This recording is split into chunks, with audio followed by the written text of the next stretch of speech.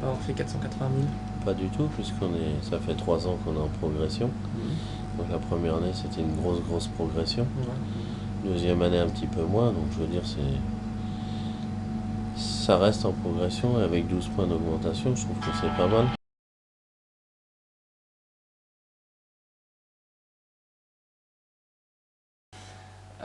Donc le Sheriff Academy a été également ouvert pour les 20 ans du parc, ça a été une autre nouveauté. Alors est-ce que vous avez l'envie d'ouvrir de nouvelles attractions couvertes pour les années à venir? Eh oui, oui, puisqu'on annonce déjà la couleur pour 2011. Ouais. Là, on parle le matin, on rentre le soir. Justement, vous parlez de plusieurs passes chez Disney, d'ailleurs ils le vendent bien. Est-ce que le pass 2009 a été bien vendu? Pour l'instant, ça va, on va pas se plaindre. Vous avez explosé les scores en 2009? En 2009, on a fait presque 23 000 abonnés. 2010, là ça commence bien. Ça commence bien, Très on bien. va pas se plaindre. Justement, vous avez déjà des projets de plusieurs passes, Non. plusieurs offres? Non, toujours un Wally Non, Pass parce que le Wally Pass qu'on fait, et avec l'offre qu'on fait novembre-décembre, qu'on prolonge jusqu'en janvier, je pense que les gens, avec le temps, bon, je pense qu'aujourd'hui les gens comprennent bien que le pass c'est mieux que mieux, et que c'est vraiment fait pour les gens de proximité. Aujourd'hui, on n'a encore pas assez de notoriété pour dire on va faire un pass local et un pass. Voilà. Ça se fait tout seul, puisque à partir de fin janvier, il sera 70. Donc ceux qui ne l'ont pas pris, c'est ceux qui viennent peut-être d'un peu plus loin, ou c'est peut-être qu'on n'en vendra plus, ou c'est peut-être on verra bien. Mais je veux dire, aujourd'hui, ça se passe bien, on n'a pas à se plaindre. Et on est même fiers d'avoir autant d'abonnés, parce qu'il n'y a pas beaucoup de parcs ont autant d'abonnés que ça. Et justement, vous Ce parlez serait bien de vous renseigner justement sur le nombre d'abonnés dans les autres parcs. Disney fait, je crois, 200 000 abonnés Ouais, sur 15 millions. sur 15 millions, 16 millions quasiment bientôt. Cette année. 2009, 15 millions 5, je crois. Et là, 2010, ils ont fait 16 millions. C'est pas spécialement beaucoup. Niveau pourcentage, c'est rien. Non, c'est rien.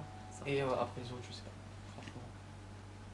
Mais je pense que ouais, le parc se situe bien, quoi. Ouais, je pense qu'on n'est pas trop mal. En Niglo- termes d'abonnés, on n'est pas Je trop pense que Nigloland se vend moins bien. C'est notre configuration. Ah. Nigloland, ils n'ont pas de grosses villes comme nous. Ouais.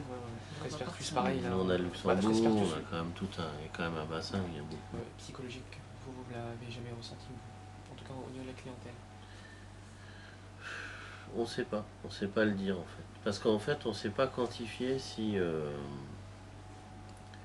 notre progression fait partie justement par rapport à cette crise où les gens ne seraient pas partis loin ou plus moins longtemps, où on se serait redirigé sur du loisir de proximité. Donc c'est ce qu'on disait, hein, c'était ce qu'on disait. Maintenant, on sait pas quantifier justement si l'effet, si le pourcentage d'augmentation c'est par rapport à ça, ou c'est le fruit de notre travail qui fait que, puisqu'on en remet quand même tous les ans, donc c'est normal qu'on ait une progression. Après, je pense que ça aurait peut-être pu être meilleur. Bon, de toute façon, la crise, ça fera du bien à personne, hein. Dans le temps, je pense qu'on va trinquer cette année. Donc nous, on a la chance de mettre ça, et c'est pour ça qu'on va pas trinquer, peut-être. Mais il y en a qui risquent de souffrir, quoi. Mais tant mieux si les parcs ne souffrent pas, hein, de toute façon. Et je sais plus la question que je voulais poser. Il y aura déjà une attraction couverte. Et ouais, on va aller dans ce sens-là. On va essayer d'en couvrir le maximum. Mais encore une fois, couvrir les attractions, il faudrait couvrir tout le parc. Oui. Et ça, c'est pas possible. Alors ensuite, on va aborder 2010, qui sera le plus gros morceau de notre interview. Alors en septembre dernier, vous annonciez l'ouverture d'un grand vide inversé. Cela a provoqué un véritable buzz, je pense que vous l'avez vu. Est-ce que vous vous attendiez à un pareil engouement? Bah quand même. Parce que c'est... Et ça vous a jamais traversé l'esprit de gérer vous la restauration par un service du parc Alligator? Mais on l'a géré l'année où on est arrivé. Fin 2006. Quand on est arrivé, on a géré la restauration.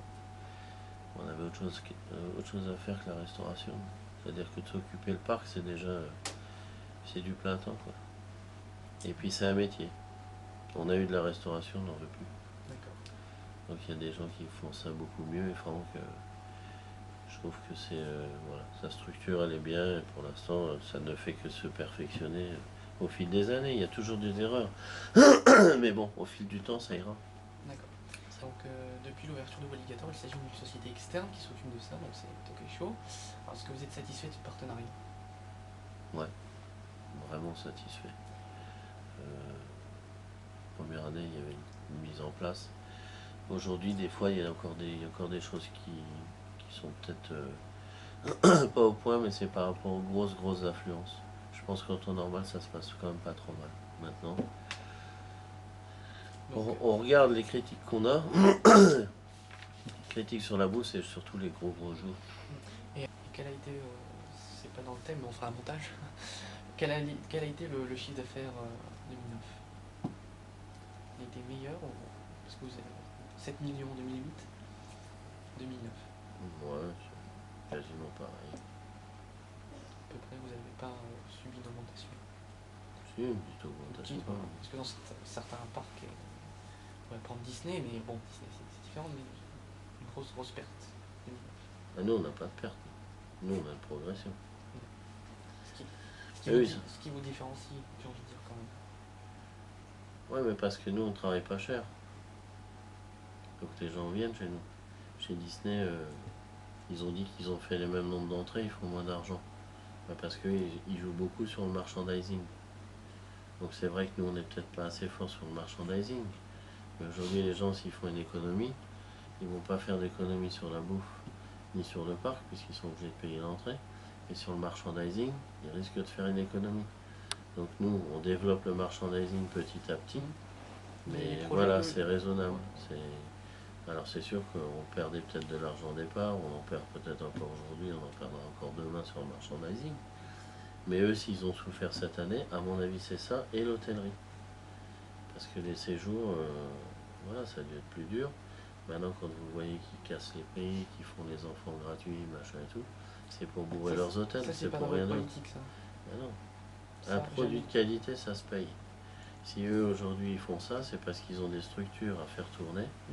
Donc, entre autres, les hôtels, et qu'ils ont un minimum d'employés. Donc, je veux dire, le point zéro, le point mort, il est déjà élevé.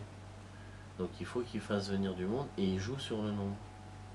Voilà, leur politique aujourd'hui, il faut qu'ils bourrent d'une manière comme d'une autre, il faut que ça rentre. Pour faire tourner.